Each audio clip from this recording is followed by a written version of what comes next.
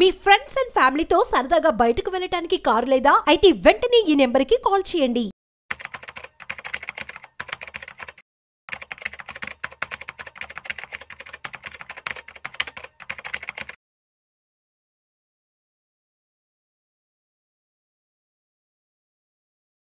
Welcome to Vishnu talks. నేను మీ విష్ణు. ప్రస్తుతంతో పాటు practising chartered accountant Lella Ravindra బాబు గారు ఉన్నారు. వారితో మాట్లాడదాం. సార్ రవీంద్ర గారు నమస్తే సార్. నమస్తే అండి విష్ణు గారు. సో అయితే ఇప్పుడు మనకి ఫిబ్రవరి 1న బడ్జెట్లో ట్యాక్స్కి సంబంధించిన డిస్కషన్ రాబోతుంది. ఆ రోజున ట్యాక్సేషన్కి సంబంధించిన మార్పులు చేర్పులు అనౌన్స్మెంట్ జరగబోతుంది. అదేవిధంగా 31 మార్చికి ఫైనాన్షియల్ ఇయర్ ఎండింగ్ అయిపోతుంది. కాబట్టి మరి ఈ సంవత్సరం ఈ 2025 సంవత్సరం నుంచి కొత్తగా ఇన్కమ్ ట్యాక్స్ రిటర్న్స్ ఫైల్ చేయాలి అనుకునే వాళ్ళకి, సో కొత్తగా చేయాలనుకున్న వాళ్ళకి మీరు ఇచ్చే సజెషన్స్ ఏంటి? అసలు ఇప్పటి నుంచి ఏ విధంగా ప్రిపేర్డ్గా ఉండాలంటారు? ఇప్పటి నుంచి ప్రిపేర్డ్గా అంటే ఏదైతే గవర్నమెంట్ ఎంకరేజ్ చేసే సెక్టార్స్ ఉన్నాయో వాటిలో ఇన్వెస్ట్మెంట్ చేస్తే మనకి ఎప్పటిలాగా డిడక్షన్లు వస్తాయి, ఫైలింగ్కి బెనిఫిట్ వస్తాయి.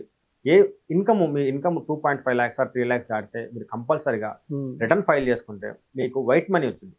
వైట్ మనీ వచ్చిందంటే మీకు బ్యాంక్ లోన్స్ వస్తాయి, వీసా ప్రాసెస్లు వస్తాయి, ఏమైనా రిఫండ్లు ఉంటే రిఫండ్లు వస్తాయి. ఇప్పుడు ఏమైందంటే బ్యాంక్ అకౌంట్లో క్యాష్ డిపాజిట్ జరిగిన 20%, 5% టీడీఎస్ కట్ చేస్తున్నారు. ఎవరైతే ఇన్కమ్ ట్యాక్స్ రిటర్న్స్ ఫైల్ చేసుకోవట్లేదో వాళ్ళు కనుక ఇన్కమ్ ట్యాక్స్ రిటర్న్స్ ఫైల్ చేసుకుంటే వాళ్ళకి టీడీఎస్ ట్యాక్స్ కట్ అవ్వదు. లాస్ట్ వీక్ కూడా మా క్లయింట్ తెలియక 20 lakhs విత్డ్రా చేసిండు. 20 lakhs విత్డ్రా చేస్తే అరౌండ్ 40,000 ట్యాక్స్ కట్ చేశారు. ఎందుకంటే వాళ్ళు ఇన్కమ్ ట్యాక్స్ రిటర్న్ ఫైల్ చేయలేదు. అదే ఇన్కమ్ ట్యాక్స్ రిటర్న్ ఫైల్ చేసినట్టయితే కంపల్సరీగా 40,000 డిడక్షన్ అయ్యేది కాదు. అంతా అయిపోయాక బ్యాంక్ మేనేజర్ అమౌంట్ ఇచ్చేటప్పుడు 40,000 తగ్గించి ఇచ్చింది. వీళ్ళు 20 lakhsకి చెక్ ఇష్యూ చేశారు. వాళ్ళు ఇచ్చినప్పుడు 40,000 తగ్గించారు. ఇదేంటంటే ఇలా ట్యాక్స్ కట్ అవుతుంది అన్నారు. సో బెటర్గా మార్చిలోపు టైం ఉంది కాబట్టి 2 నెలల్లో ప్రీవియస్ రిటర్న్స్ ఫైలింగ్స్ అని పెండింగ్ ఉంటే వాళ్ళు ఇప్పుడు ఫైల్ చేసుకుంటే ఫ్యూచర్లో ఎటువంటి ఇబ్బంది ఉండదు. అండ్ అదేవిధంగా ఇంకొక విషయం కూడా బాగా సర్క్యులేట్ అవుతూ ఉంది ఇన్కమ్ ట్యాక్స్కి సంబంధించి.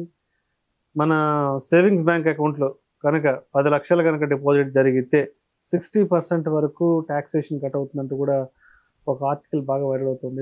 దానికి సంబంధించి మీరు ఏం చెప్తారు? అది 60% ఏదో ఉందో దాన్ని అన్ఎక్స్ప్లెయిన్డ్ ఇన్కమ్ అంటారు.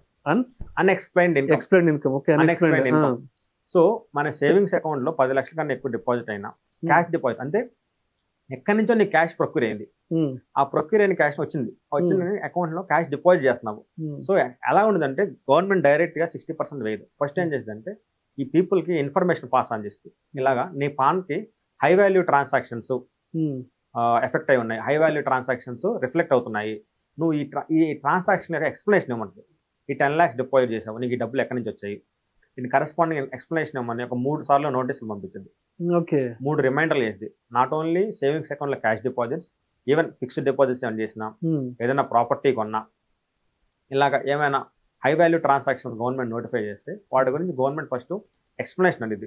బట్ మనకేమైందంటే చాలా మంది అన్ఎడ్యుకేటెడ్ అవ్వడం వల్ల చాలా మందికి మెయిల్స్ చెక్ చేసుకోరు, ఎక్కువ మెయిల్స్ వస్తాయి. ఇన్కమ్ ట్యాక్స్ పోర్టల్లో లాగిన్ చెక్ చేసుకోవడం కానీ మెయిల్ చెక్ చేసుకోవడం జరగదు. సో అలాంటి వాటికి ఏమైంది, వాళ్ళకి వాళ్ళేమో ఇన్ఫర్మేషన్ అడుగుతారు, మనకు తెలియక మనం ఏమో. అండ్ చాలా మంది ఫ్రీక్వెంట్ గా ఇల్లు మారుతుంటారు, పోస్టల్ అడ్రస్ మారుతూ ఉంటారు కాబట్టి అది తెలియదు. సో ఎప్పుడైతే అది గవర్నమెంట్ మన ఎక్స్ప్లెనేషన్ ఇవ్వం, మనకు తెలియదు కాబట్టి రిప్లై అవ్వాలో అంటే మనకు వచ్చిన కూడా తెలియదు కాబట్టి we don't explain them what happened. So మనం వాళ్ళు ఎక్స్ప్లెనేషన్ ఇవ్వం కాబట్టి వాళ్ళు దాన్ని అన్ఎక్స్ప్లెయిన్ ఇన్కమ్ కింద ట్రీట్ చేసి 60%, 30% నార్మల్ రేటు, 60% ట్యాక్స్ వేసి వాటి మీద మనకి ఇన్కమ్ ట్యాక్స్ పే చేయమని నోటీస్ చేస్తారు. ఇన్కమ్ 60% ట్యాక్స్ వచ్చింది, మళ్ళీ ఇంట్రెస్ట్ వచ్చింది, మళ్ళీ పెనాల్టీ వచ్చింది. ఆల్మోస్ట్ 100 రూపీస్కి 100 కన్నా ఎక్కువ రూపీస్ ట్యాక్స్ కట్టాల్సి వస్తుంది. అంటే డిపెండింగ్ అపాన్ ద పీరియడ్, ఒక 4 years లేట్ అయితే 4 yearsకి ఇంట్రెస్ట్, 6 years లేట్ అయితే. So most of the places 100 rupees income ఉంటే ఆల్మోస్ట్ 100 రూపీస్ ట్యాక్స్ వచ్చేస్తుంది. అంటే మీరు అకౌంట్లో 10 lakhs డిపాజిట్ చేశారంటే 10 lakhs ట్యాక్స్ కట్టడం రెడీ అవ్వాలి.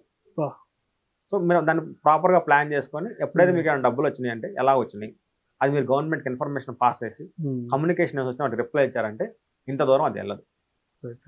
సో రవీంద్ర గారు, ఇప్పుడు ఇన్కమ్ ట్యాక్స్ డిపార్ట్మెంట్ నుంచి ఒకటి కంటే ఎక్కువ సార్లు, ఒక 2-3 సార్లు నోటీస్ వచ్చినా కూడా, అంటే ఇందాక మీరు చెప్పినట్టు మనం మెయిల్ చెక్ చేసుకోలేకపోవడమో, లేదంటే దానికి సంబంధించిన నోటీసులు మన ఇంటికి అంటే మనకు అందకపోవడము, ఇటువంటి రీజన్స్ వల్ల మనము సరైన సమయంలో రెస్పాండ్ కాకపోతే మరి ఇన్కమ్ ట్యాక్స్ డిపార్ట్మెంట్ నుంచి ఎటువంటి సివియర్ యాక్షన్ ఉంటుంది అండ్ ఫర్దర్గా ఎటువంటి పరిణామాలు మనం ఎదుర్కోవాల్సి ఉంటుంది? సో ఎలాగుంటుందంటే ఎప్పుడైతే మన ఇన్ఫర్మేషన్ ఇవ్వలేక ఇది లేకపోతే ఇన్కమ్ ట్యాక్స్ డిపార్ట్మెంట్కి వేరే ఆప్షన్ ఉండదు. సో వాళ్ళు ఏం చేస్తారంటే వాళ్ళకున్న ఇన్ఫర్మేషన్తో, అవైలబుల్ ఇన్ఫర్మేషన్తో ఎక్స్పార్టీ ఆర్డర్ అంటారు. అంటే అవతల వాళ్ళు ఇచ్చిన ఇన్ఫర్మేషన్ ఏమీ లేదు కాబట్టి మన దగ్గర ఉన్న ఇన్ఫర్మేషన్తో ex parte order or best judgment assessment అంటారు. అంటే మన దగ్గర ఉన్న ఇన్ఫర్మేషన్తో బెస్ట్గా జడ్జి చేసి అసెస్ చేస్తాం, ఇంత ట్యాక్స్ కట్టాలి అని చెప్పేసి. సో వీళ్ళే వచ్చిన ఇన్కమ్ మీద ఇంత ట్యాక్స్ కట్టాలని ఆర్డర్ పాస్ చేస్తారు. ఫస్ట్ ఏమో డిపాజిట్ అవ్వగానే మీరు ఇన్ఫర్మేషన్ ఇవ్వండి అని అడుగుతారు.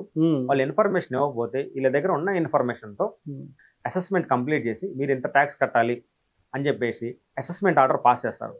అసెస్మెంట్ ఆర్డర్ పాస్ చేశాక అప్పుడు క్లయింట్కి మళ్ళీ ఇన్ఫర్మేషన్ ఇస్తారు, ఏమని ఇలాగా ట్యాక్స్ కట్టండి. బట్ మీకు తెలియదు ఏంటంటే కొంతమంది అప్పుడు కూడా రెస్పాండ్ అవ్వరు. ట్యాక్స్ కట్టమని ఇన్ఫర్మేషన్ ఇన్కమ్ ట్యాక్స్ అడిగిందని కూడా తెలియదు. నెక్స్ట్ ఏం చేస్తారు, వాళ్ళు కొన్నాళ్ళు వెయిట్ చేసిన తర్వాత బ్యాంక్ అకౌంట్ ఫ్రీజ్ చేస్తారు. అప్పుడు బ్యాంక్ అకౌంట్స్ ఫ్రీజ్ అవుతాయి. రైట్. బ్యాంక్ మేనేజరు క్లయింట్కి, కస్టమర్కి ఇలా ఫోన్ చేస్తారు, ఇలా మీ అకౌంట్ ఫ్రీజ్ అయిందండి. సో ఆ పాన్ కార్డ్తో లింక్ అయిన ఎన్నైతే బ్యాంక్ అకౌంట్స్ ఉండేవి అన్ని బ్యాంక్ అకౌంట్స్ వాళ్ళు ఫ్రీజ్ చేసేస్తారు. ఓకే. ఆ ఫ్రీజ్ చేసినప్పుడు బ్యాంక్ మేనేజర్ ఇన్ఫర్మేషన్ ట్రాన్సాక్షన్ అరవ కాబట్టి వాళ్ళు తెలిసిపోయింది ఎందుకు ఫ్రీజ్ చేశారు. ఫ్రీజ్ చేయమన్నప్పుడు వాళ్ళు తెలిసింది ఇలా ఇన్కమ్ ట్యాక్స్ డిపార్ట్మెంట్ వాళ్ళు ఆర్డర్లు ఇచ్చారు, మీ బ్యాంక్ అకౌంట్స్ ఫ్రీజ్ చేయమన్నారు, సో మీకు ఇంత డిమాండ్ ఉంది. సో మళ్ళీ మన ఇన్కమ్ ట్యాక్స్ డిపార్ట్మెంట్ అప్రోచ్ అయినా లేదా మన ఇన్కమ్ ట్యాక్స్ అకౌంట్లో లాగిన్ అయి చెక్ చేసినా ఈ ఆర్డర్స్, నోటీసులు అన్నీ కనిపిస్తాయి. సో దెన్ మనం దానికి కరస్పాండింగ్ రిప్లై ఇచ్చి ఆల్రెడీ ఆర్డర్ పాస్ అయితే అప్పీల్ ఫైల్ చేసుకోవచ్చు. లేదా అది కరెక్ట్గా నిజంగానే వాళ్ళు కరెక్ట్గానే అసెస్మెంట్ చేస్తే ఆ ట్యాక్స్ కట్టేసి ఆ బ్యాంక్ అకౌంట్స్ ఏదైతే ఫ్రీజ్ అయిందో దాన్ని అన్ఫ్రీజ్ చేసుకోవచ్చు. కొంతమంది బ్యాంక్ అకౌంట్స్ ఫ్రీజ్ అయినా రెస్పాండ్ అవ్వరు. అలాంటప్పుడు వాళ్ళ పేరు మీద వేరే అసెట్స్ ఉంటే వాటిని కూడా అటాచ్ చేస్తారు. సో అక్కడ దాకా మ్యాక్సిమం వెళ్ళింది. Thank you sir. Thank you so much Ravindra garu. Thank you అండి విష్ణు.